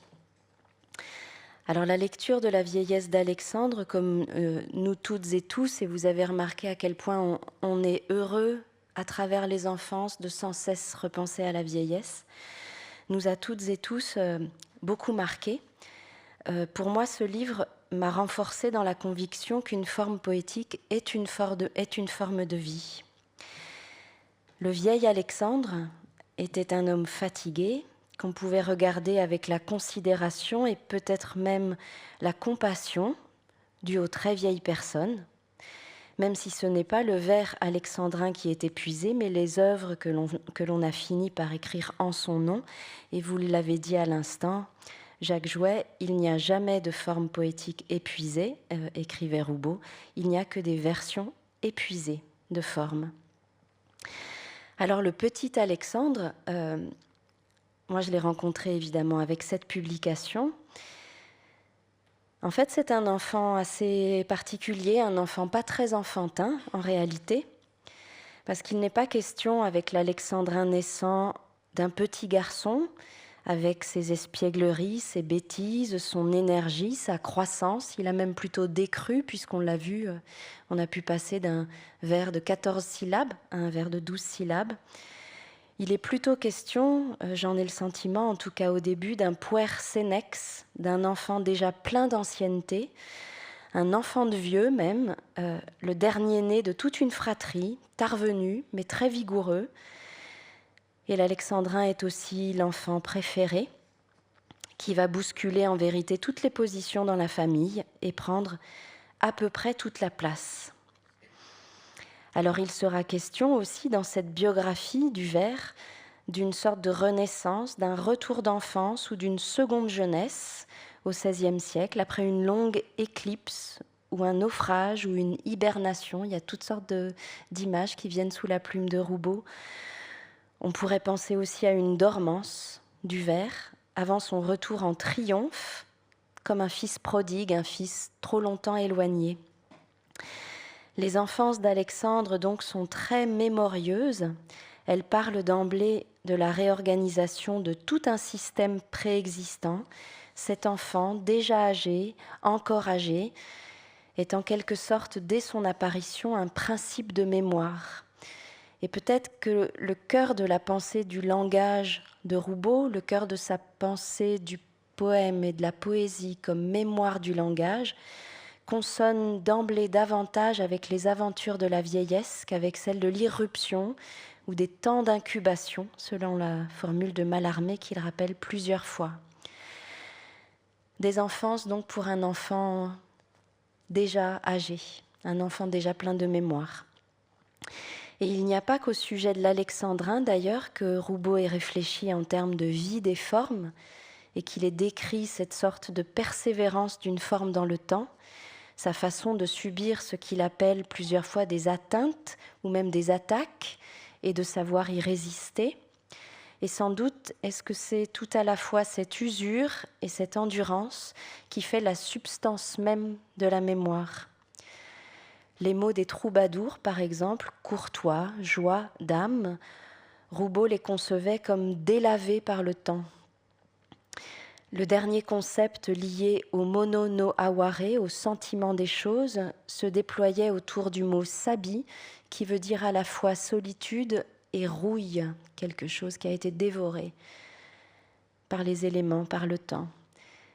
Il s'est aussi intéressé, et donc on attend tout le travail de Valéry, à ce qu'il appelait la très grande durée de vie du sonnet, très capable d'endurer le temps, je le cite. Les premiers sonnets datent du premier quart du XIIIe siècle et ils s'en composent encore aujourd'hui. C'est une forme poétique contemporaine, précisait-il. Toujours jeune, déjà jeune, le sonnet.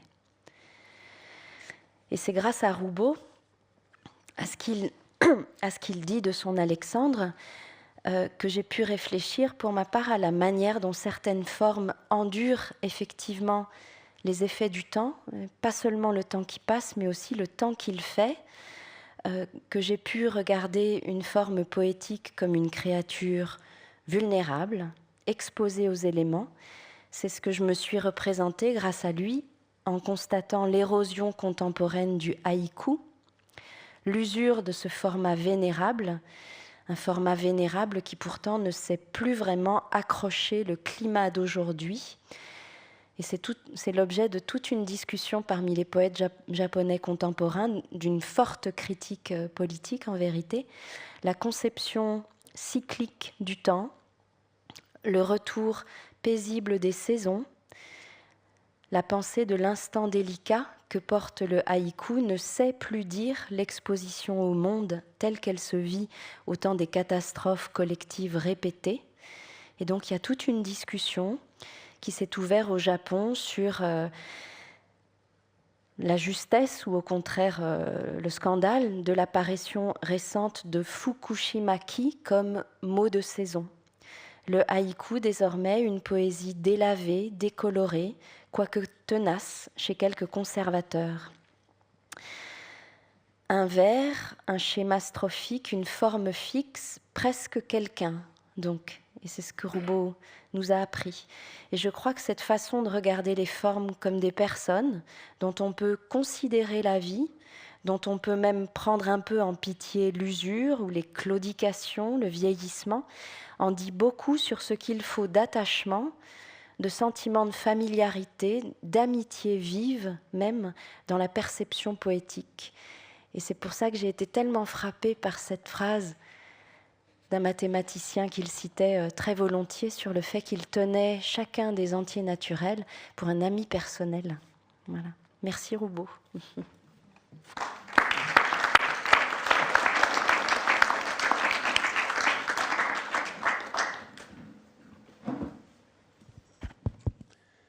Laurent Génie. Oui. Marche. Ouais. Je vais être un petit peu transversal à travers les différents maîtres qui ont été évoqués, puis transversal aussi à travers la pensée du vers de Jacques Roubaud. Et ce qui m'autorise, c'est un livre qu'on a évoqué une ou deux fois ce soir. C'est Poétique Remarque, ce livre de 2016, qui couvre en fait 50 ans de réflexion de Jacques Roubaud sur le vers. Alors c'est un livre en forme d'aphorisme. Il y en a 4755 et je ne vais pas les commenter tous, mais juste quelques-uns qui m'ont frappé davantage, donné à penser et sur lesquels j'essaye de m'expliquer moi-même ce qu'il signifie. Et par la même occasion, bien sûr, je retrouverai pas mal des réflexions qui ont été développées ce soir. Alors je partirai donc essentiellement en fait 3 remarques. C'est à la fois des remarques de Roubaud et puis des remarques sur ces remarques ou des réflexions sur ces remarques. Je partirai de la première remarque, 62. Poésie n'est pas une mimésis au sens ordinaire, mais une mimésis de la langue. Alors, comment comprendre ça, hein ?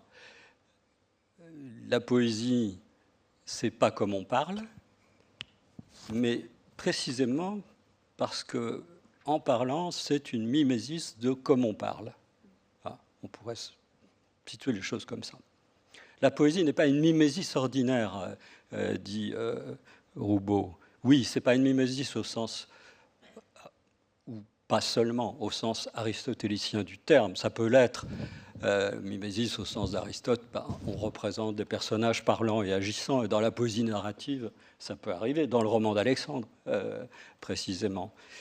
Mais ce n'est pas au sens seulement ordinaire, ça peut être ça, mais c'est mimésis de la langue. Alors comment est-ce que c'est possible que tout en parlant, on figure la langue dans laquelle on parle?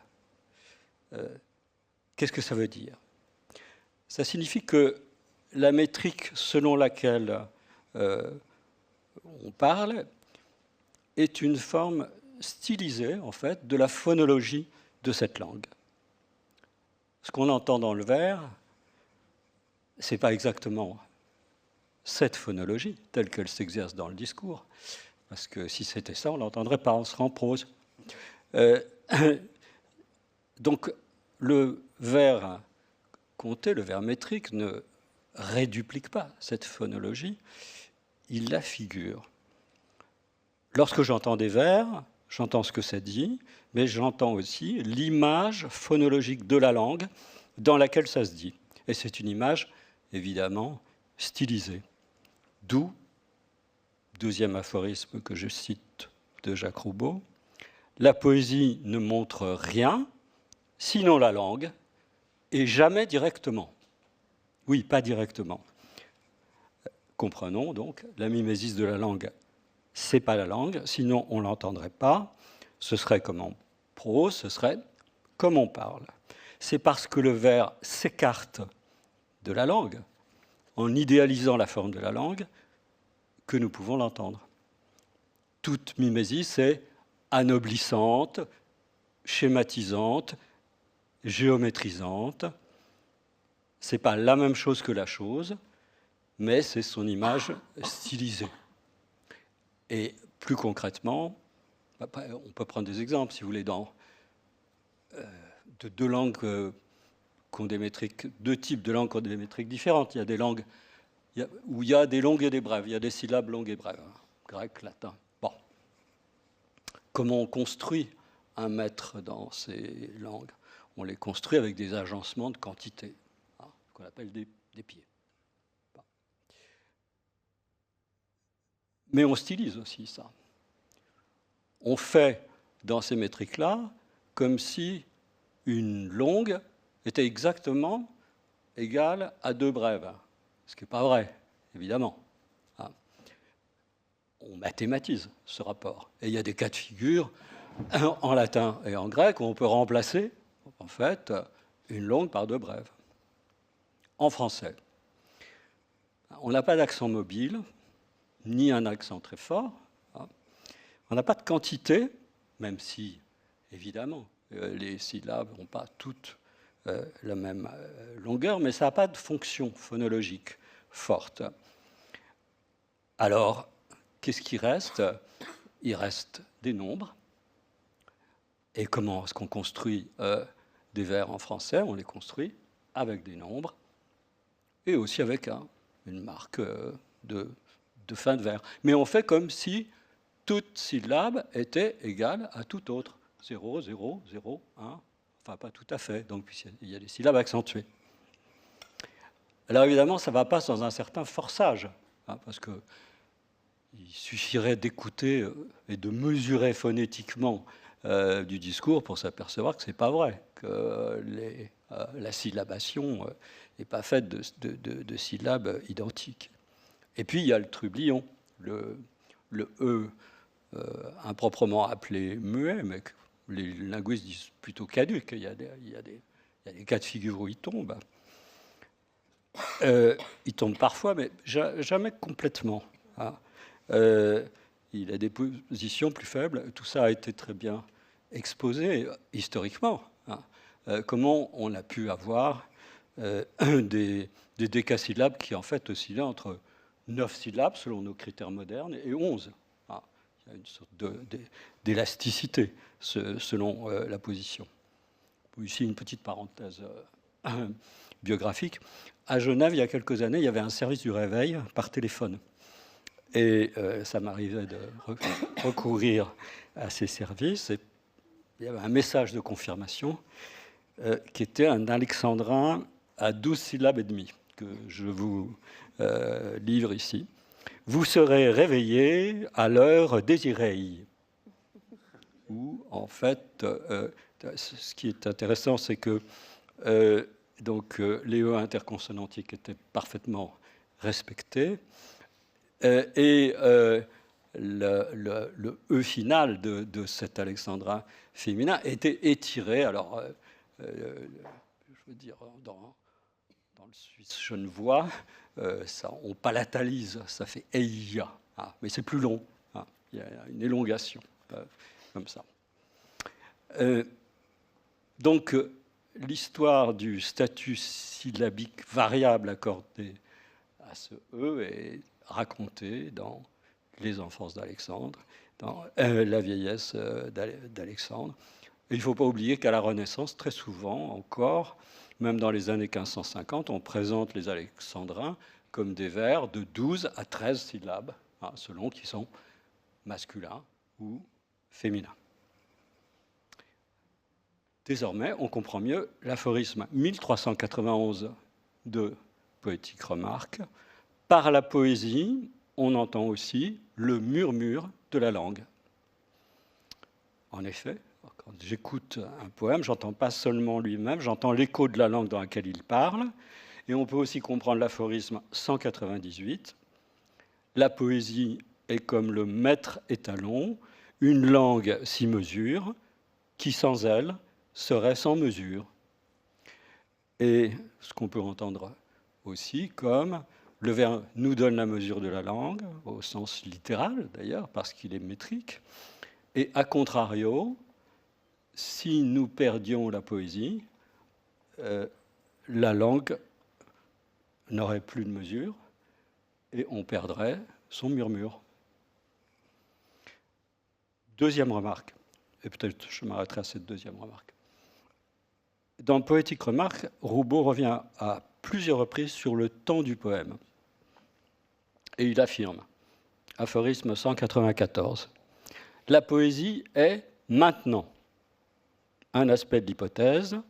Le poème n'existe que dans le moment de sa profération ou appréhension, œil, oreille. » Aphorisme 844, qui développe un peu. Que le poème est maintenant, ça veut dire qu'on ne peut saisir un poème que comme cela, comme s'il était prononcé, lu, ce qu'on voudra, ce n'est pas la question, maintenant. Composé et perçu maintenant. Poetry is now. What does that mean? Ça mean que l'Odyssée, la chanson de la fleur inverse de Rimbaud d'Orange, la Divine Comédie, le Vierge, le Vivace et le Bel aujourd'hui, la petite cosmogonie portative, État d'Anne-Marie Albiac sont maintenant. Des poèmes de maintenant et pour chaque maintenant. Donc le poème est un présent pur qui peut toujours recommencer identique à lui-même, qui peut toujours se présentifier de la même façon chaque fois qu'on le dit. Et il est appréhendé d'autant plus comme un maintenant que sa forme métrique forme un tout indivisible. La forme du vers est agglutinante, dit Roubaud quelque part. Bon, peut-être que de façon plus savante, ça veut dire mot phonologique, quelque chose comme ça. Ça fait un tout. Ça ne veut pas dire que le présent du poème, ce présent, ne soit pas doté d'une extension interne et d'une mémoire aussi. Mais ça, c'est encore une autre question. Remarque 846 de Jacques Roubaud. Pour la poésie, le temps est augustinien. Il n'y a pas de passé, de présent ni de futur. Il y a un présent du passé, un présent du présent et un présent du futur. Rien d'étonnant dans cette remarque de Jacques Roubaud, qui trouve que le temps du poème est augustinien, parce qu'Augustin aussi. Dans les Confessions, au chapitre fameux où Augustin s'interroge sur qu'est-ce que le temps, comment appréhender le temps, et qu'est-ce que le présent, qu'est-ce qu'il donne comme exemple? La récitation du poème. En récitant, je paraphrase Augustin, on s'élance vers la fin du vers, on garde la mémoire des syllabes prononcées et on est dans le présent de chaque syllabe au fur et à mesure qu'on la profère. On forme un maintenant qui est un tout, et d'autant mieux que ce maintenant se loge dans une forme fixe. Donc ce n'est pas exclusif du fait que, par ailleurs, le vers soit aussi mémoire de la langue. Et tous les jeux sur le trublion le montrent cette mémoire, cette persistance. peut-être m'arrêter là.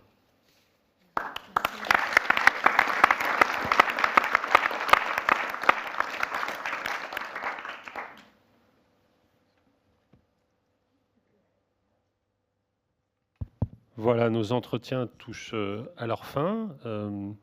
Et avant de remercier celles et ceux qui ont pris la parole, et pour faire entendre, comme Jacques Jouet nous y invitait, des poèmes, je voulais faire entendre un poème de Jacques Roubaud.